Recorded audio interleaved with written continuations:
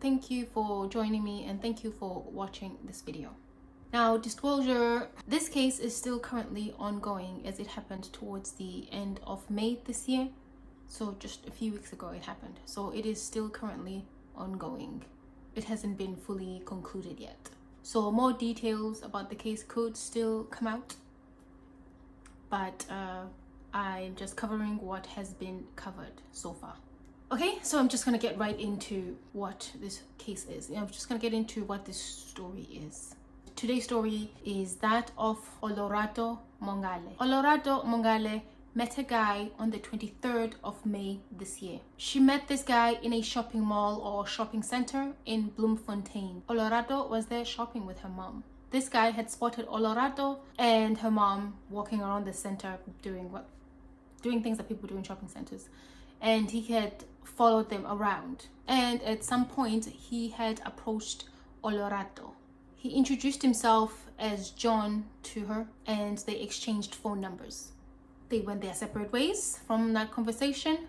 After exchanging numbers, Olorato went on to do what she was doing with her mother, and John went about his business, presumably doing whatever he had planned for the rest of the day.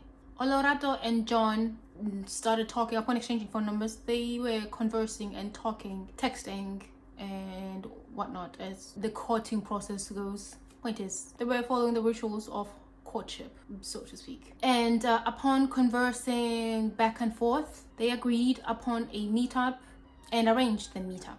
They arranged to meet for a date on the 25th of May in Gauteng, Johannesburg. The date aligned for both of them to be able to meet, so they arranged to meet in Johannesburg on the 25th of May, which I think is where Olorato was going to be. So it worked out that they would both, I guess, be in Johannesburg at the time, and they agreed to meet up in Johannesburg. So come Sunday, the 25th of May, John goes to pick Olorato up from her place, her neighborhood, and he goes to pick her up at around 3 p.m. local time. And he's driving a white Volkswagen polo car. Olorato, she's getting dressed and getting ready for the date, and she's excitedly messaging a friend and talking to her friend and telling her, how excited she is for the date. The whole thing when we were excited about things, and point is, she was sharing her excitement with her friend, and whilst sharing her excitement with her friend, I think she shared her location in terms of where they're going to be, where they were going to go and whatnot as well. So she did a location share. John comes to pick her up from Q. I think that's how you pronounce it. If it is not, I don't mean to offend any Joe Buggers out there. I mean, no offense. John comes to pick up Olorato in that Volkswagen white car. It pulls up and Olorato comes out of her apartments, sees the car and gets in the car with John. And then John took them on their date, presumably. John drives her to the township of Alexander and they end up in Lombardy West.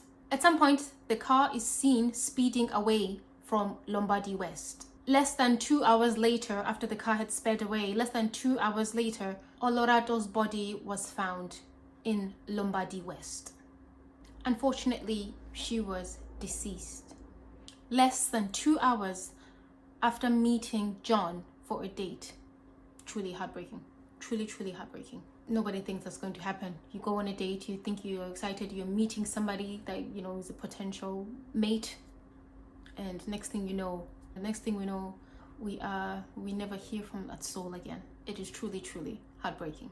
Yeah, this is actually quite devastating.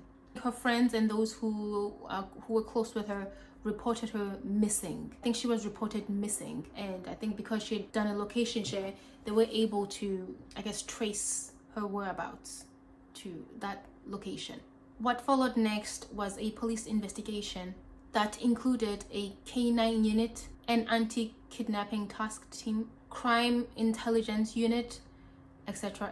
Avenger squad of investigations. The police were able to obtain CCTV footage when the car and John went to pick up Olorato. And what they discovered upon further investigation was that the number plate or license plate on the car was fake. It belonged to a completely different car. The police also discovered that John, the man Olorato had gone on a date with, that was also a fake name. That was not his real name. His real name was Pilangenkosi Makanye, a man from Amanzimtoti from the KwaZulu-Natal province. And unfortunately, they found that Pilangenkosi had already managed to skip town. He had had some help. I think the investigation led them to a B&B that he had booked, but him and somebody else with him they had booked, but they hadn't spent the night there. From now on, I'm going to refer to him as Pila because it's shorter, and probably most people call him that.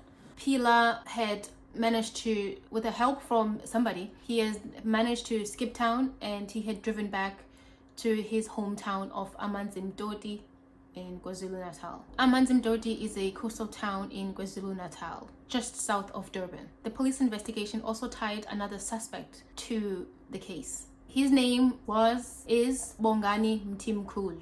Turns out that Bongani is the friend and the person that he had booked that B&B room, or that B&B place that they ended up not staying in, and that they had both traveled up to Johannesburg together. Both of these cats were from KwaZulu-Natal. What the police also discovered was that the Volkswagen car that Pila was driving, it belonged to his father. It belonged to Pila's father. It's unclear what Pila's father knew and didn't know, so we presume innocence upon further evidence. What happened next was a manhunt for these men across province lines. The investigation team traveled to KwaZulu-Natal. They were able to locate Pila's residence, but he had already fled, tipped off allegedly by family. We don't know, but I think it seems like he was definitely tipped off. It's just a matter of who did it more than anything else. They found that white car that Pila had been driving in Johannesburg when he went to pick up Olorato. They found the car that was tied to the crime, and of course it was seized and searched for evidence, and blood evidence was found in the car. This part came on a little bit after that, a little bit later on, but yeah, they found blood evidence in the car. They also found in Pila's residence, they also found over 25 identity documents belonging to different people, and 20 mobile phones, over 20 phones that were found in his possession. So this man had over 25 identity documents and over 20 phones that did not belong to him. This investigation happened over a week, 2 weeks. I'm not sure when they identified or when they zeroed in on him, but I think on that same day, if I'm not mistaken, that same Sunday that this crime was committed. By Wednesday, the police and the investigation team and everybody, they had traveled to they had traveled to KwaZulu-Natal. Thursday, they went to his place. They didn't find him. Friday, I think, if I'm not mistaken about the timeline, but on Friday, so same week, the police managed to track Pila down at an apartment block in Amanzimtoti, and this is where he had gone to hire or rent a different car, presumably because his other car, he couldn't use it anymore. Anyway, like I said, so the police had tracked him down to an apartment in Amanzimtoti. This apartment belonged to the person he was going to hire or rent the car from. He refused to give himself up, and a confrontation followed and a shootout. There was a police shootout. Pila was shot dead during the police shootout. Now, reportedly, and this is according to the person whose apartment he was in, and like I said, same person he wanted to rent or hire the car from, reportedly, he had confessed to the person that he had not meant for what happened to Olorato, and that he had just wanted money. What are we doing here? What are we doing here? Why does a woman have to die so you can fund your life? To that? No. Just no. So what is going on here? Like, what is this? What is going on here? Why was Pila in Bloemfontein and why was he in Johannesburg?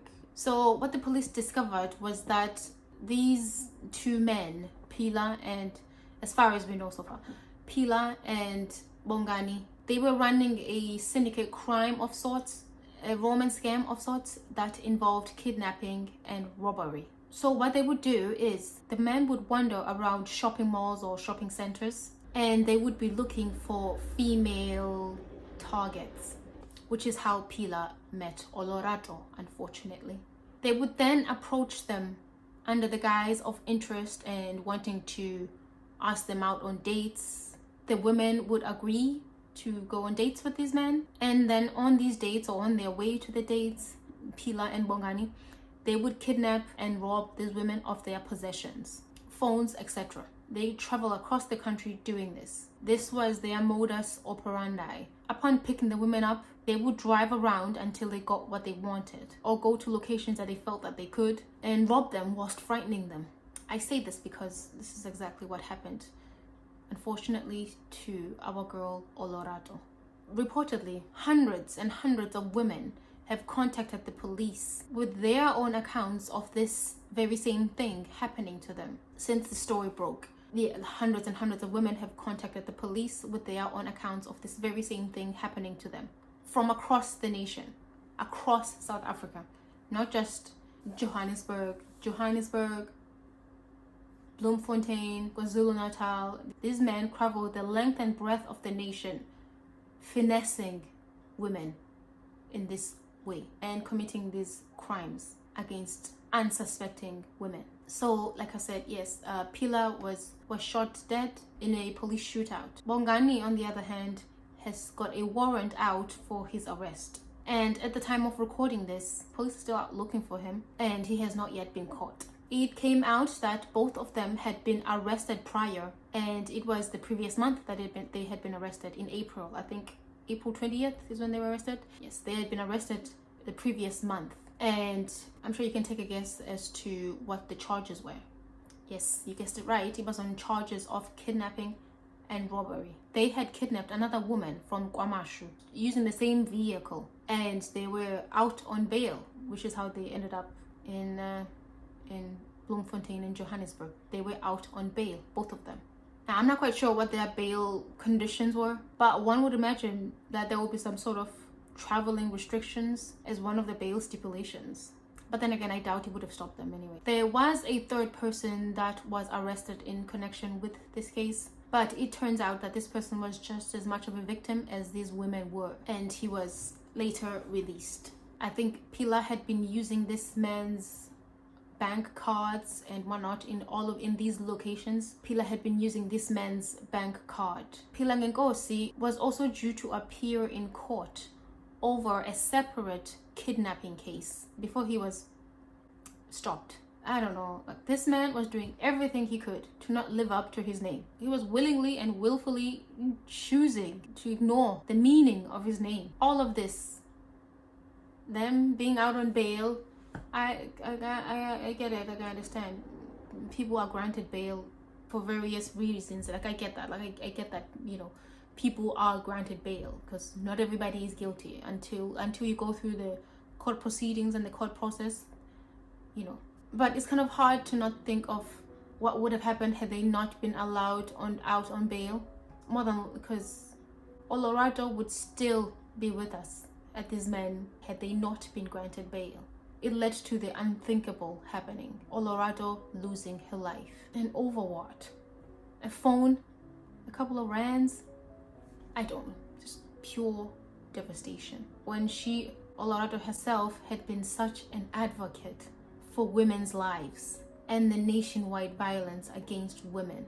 She was born and bred in Bloemfontein as an only child in 1994, December 1994. Very, very young.